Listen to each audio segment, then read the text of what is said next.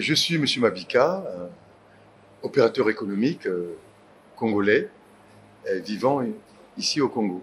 Lorsqu'on organise une réunion de cette nature, donc à pareille circonstance, il faut toujours obtenir une autorisation de l'autorité compétente.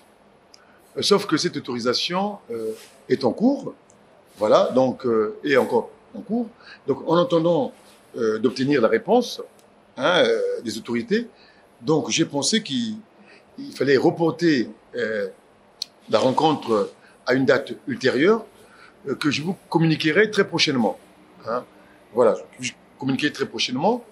Et j'aimerais donc ajouter que ne vous découragez pas, puisque nous obtiendrons notre autorisation, sauf que ça prend un peu de temps, et dès que nous obtiendrons cette autorisation, je reviendrai vers vous pour vous fixer une nouvelle date où nous nous réunirons.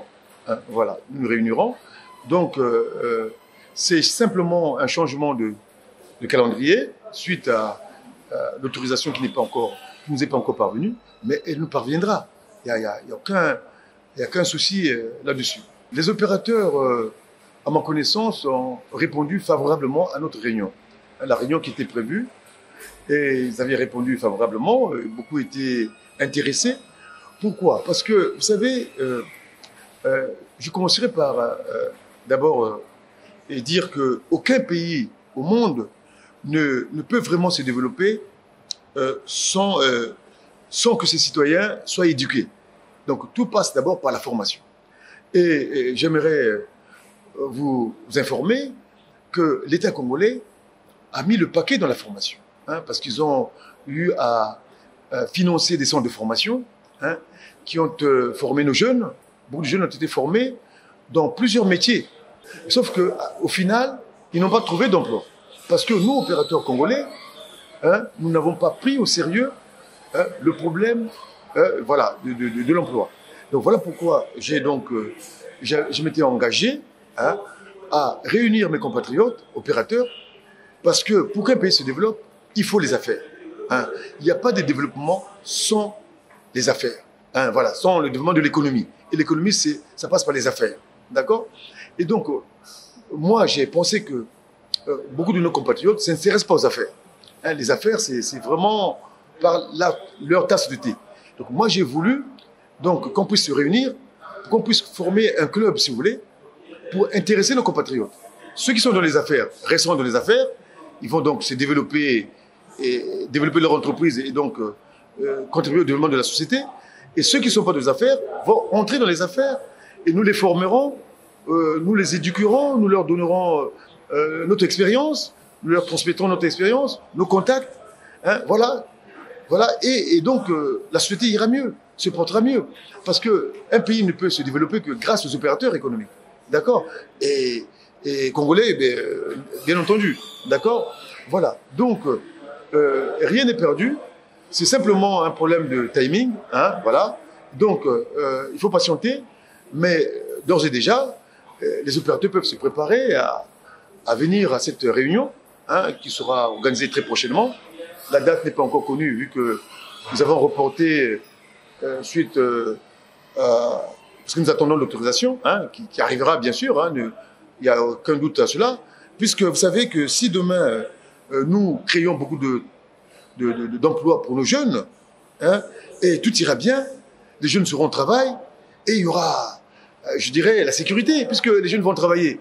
Ils vont tous travailler, presque tous, voilà, y compris les personnes volontaires, voilà. Et donc, cela apportera du succès à l'État. Vous savez, quand il y a du travail, les gens sont au boulot, les gens vont à l'école, et tout cela, les milliers d'emplois que nous, opérateurs économiques, nous allons créer, ce sera au bénéfice de la société et donc de l'État. D'accord? Donc, les autorités seront publicitées, voilà, comme quoi qu'ils ont créé, ils ont limité le chômage, ils ont créé des emplois. Et donc, je pense que les autorités, ils ont une bonne raison de nous soutenir, nous accompagner dans ces démarches et surtout de nous autoriser à nous réunir. Parce que ce qu'on fait, c'est simplement comment dirais-je, se réunir pour former un business club dans un cadre privé. Hein, voilà, donc c'est dans un lieu privé que nous allons nous réunir. C'est pas un rassemblement politique dans la rue ou ici et là, non. C'est une réunion apolitique uniquement qui regroupe des opérateurs économiques dans un lieu privé. J'avais constaté, compris surtout ce qui a découragé beaucoup de Congolais, mais parce que ils évoluaient seuls.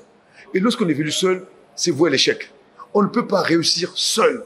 On réussit que lorsque on est ensemble avec les autres. Parce que lorsqu'on intègre un club, on vient pour recevoir des conseils, on en a besoin, de l'expérience, hein, échanger, voilà, de l'expérience, aussi de l'entraide. Hein, vous pouvez vous retrouver en difficulté et vous aurez besoin de vos compatriotes pour vous venir en aide. Quels compatriotes?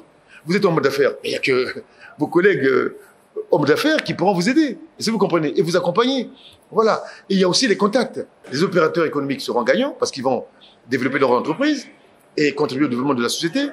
Les autorités aussi seront gagnantes parce que il y aura beaucoup d'emplois qui seront créés pour les jeunes. Et donc, naturellement, il y aura du succès. Hein. Les autorités auront du succès parce qu'ils ont limité le chômage. Et tout ça grâce aux opérateurs, hein, à l'appui des opérateurs. Et si vous comprenez.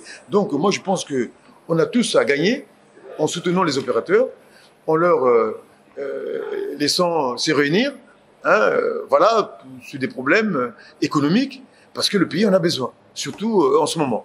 Moi, je pense que si les Congolais ont abandonné les affaires sous prétexte qu'il y a trop de taxes, ceci, cela, c'est faux. Je pense que la raison principale, c'est que ils aiment évoluer seuls. Et seuls, on ne peut pas gagner. On ne peut pas réussir. Donc seul, parce qu'on n'a pas des conseils des autres. Seul, on est tout seul dans ses difficultés. On est tout seul, on ne sait pas tout. On n'a pas d'expérience. On veut se lancer dans ceci ou cela. Est-ce qu'on connaît, on est formé? Ils n'ont pas la formation. Parce que le club aussi assurera des formations. Le club, c'est l'entraide, les conseils, l'expérience. Il y a aussi les formations qui seront assurées. Moi, j'ai la connaissance en boulangerie-pâtisserie. J'ai des compatriotes opérateurs économiques qui veulent se lancer dans ce créneau. Ben, je me devrais de les former. Je vais donc pouvoir les former. Voilà. Donc c'est ça.